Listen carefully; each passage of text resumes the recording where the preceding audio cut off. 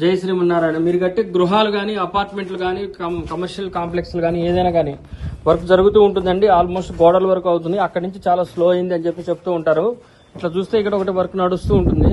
ఈ నడుస్తూ ఉండే సందర్భంలో పైనుంచి చెత్త తీసుకొస్తారు.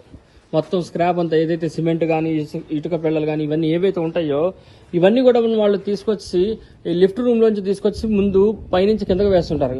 ఇది వారం రోజులు, 10 రోజులు, 15 రోజులకి అట్లా తీస్తూ ఉంటారు. అట్లా కాకుండా ఇది ఏ రోజుకి ఆ రోజు తీయాలి.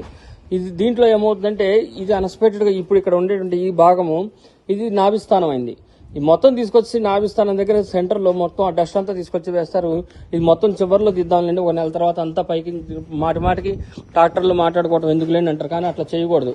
గృహ నిర్మాణాలు జరిగేటప్పుడు ఆ స్క్రాప్ మెటీరియల్ ఏదైతే ఉంటుందో అన్ని కూడా ఎప్పటికప్పుడు క్లీన్ చేసేసుకుంటూ ఉండాలి.